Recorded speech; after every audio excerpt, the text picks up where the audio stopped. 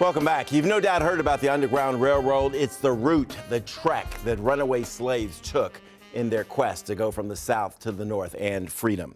100 miles in 5 days, 10 women from around the country made that journey on the Underground Railroad from Maryland to Wilmington, Delaware. They did it for their health and to pay tribute to Harriet Tubman. We're going to hear from them in a moment, but first, we want to take you to the Harriet Tubman Byway. Our John Henry gives us a tour of the historical area. Over the years, not much has changed around Dorchester County. William Jarman knows that well. I used to live here as a young person. And Jarman, a board member of the Harriet Tubman Museum in Dorchester, says not much has changed with the landscape here either. Land and the waterways are basically just like they were when Harriet Tubman was here. Tucked away around those waterways and farms, you can still find many reminders of Tubman's life. And the Harriet Tubman Underground Railroad Byway allows you to see it all up close and personal. It's a 125-mile trip through Dorchester and Caroline counties on the eastern shore. You take Highway 50 and Route 335 to make your way to the Visitor Center down from D.C. Then after that, with the help of a driving tour map and an audio guide, you can see all the historical sites that are in and around Route 16 up along the eastern shore. There are a lot of interesting stops on the byway, so we decided to take a look. If you do decide to take the byway, one thing you'll notice is that there are a lot of two-lane roads. You drive through a lot of rural areas. However, there are some small towns that you'll drive through as well.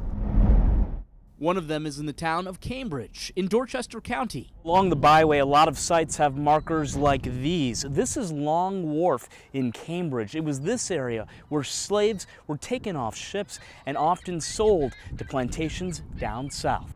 The further south you head from Cambridge, the more there is to discover. In the community of Bucktown, you'll see Brodus Farm. Tubman spent part of her childhood here as a slave before she was eventually able to escape. But at that very early age of 4 or 5, she moved to the Brodus plantation. This marker describes her as what many people would go on to call her later in life, the Moses of her people. Now, just about a mile down the byway, you also encounter another site from Tubman's past, the Bucktown Village Store, which is where she was struck in the head. An overseer had followed his escaped slave to this store where Tubman was shopping.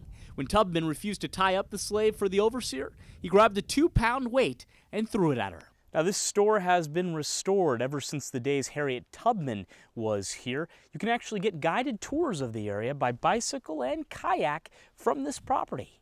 As we headed back north up the byway, we passed by Scott's Chapel. It's believed Tubman may have worshipped here as a slave with her master.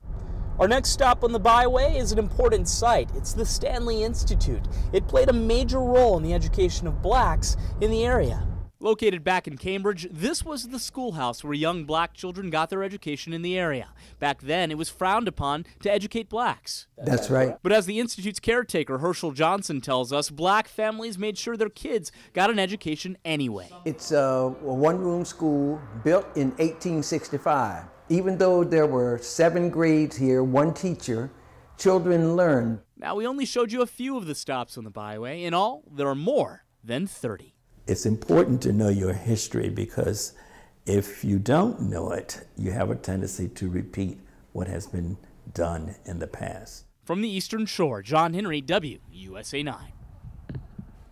Now back to those women who made the journey along the 100-mile byway. They are part of the nonprofit Girl Trek, the largest national public health nonprofit for black women and girls. 3 of those women join me today to talk about their journey. Let's introduce them: Vanessa Garrison, Opa Johnson, and Adisha Brandy. Ladies, thanks for joining me. You just saw that piece, and I'm sure it brought back memories to you. Tell me why you embarked on this journey, why you had to walk this trail. So Harriet Tubman is one of the greatest freedom fighters this country has ever seen, and she serves as an example to our organization, to black women in particular, to women all across the country, around the power and example of one woman using her own 2 feet to move forward. You can talk about it, but you actually went out there and you walked the trail. Why this experience, and what did you get out of it? Well, we wanted to show our trekkers and other black women throughout the country how strong they were, and that we could do something like this. We are just average black women too, and they could do it as well. Yeah. And what did you see and what did you feel as you're making this voyage? You know, it was really an amazing experience, just walking and feeling the footsteps of Harriet Tubman and some of the struggles she experienced during her journey.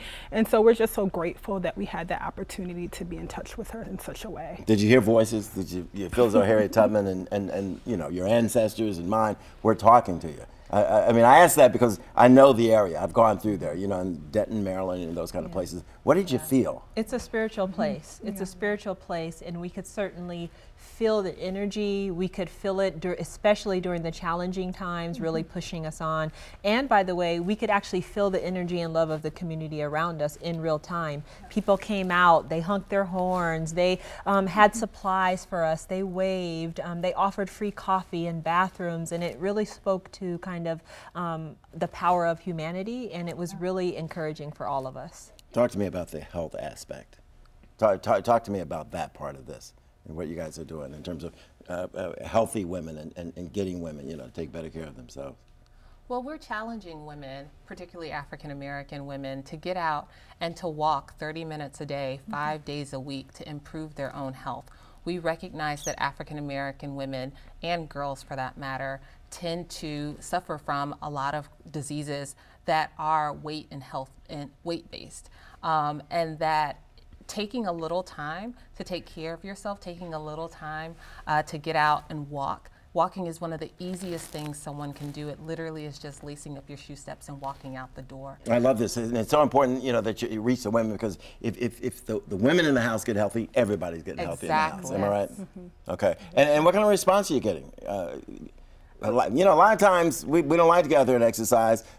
Food's also a big part of this. A lot of us feel as though it's some kind of cultural right, you know, to the food that's also killing us. So what kind of response are you getting to this? We're actually getting a really great response. We noticed that as we come together with other Black women throughout this country, they are eager to participate in this sisterhood and this fellowship, and mobilizing each of us to kind of move forward in the best direction of our healthiest self. And so we are getting great feedback from women, and they're just so excited that we participated in this journey just this last week. And you also become a support group for one another while you're out there, right? I bet you talked about all kinds of stuff, right? We did, and there's 125,000 Black women across the country who wear these blue shirts and who represent Girl Trek, and those women are walking 100 miles now in honor of Harriet Tubman. So we invite any woman who's listening and hearing this to walk 100 miles with us. They can just check us out on our social media pages and start walking. Absolutely. We're going to have this information on our webpage, okay? Yes. Thanks a lot. I really appreciate it. Thank you. Back in a minute.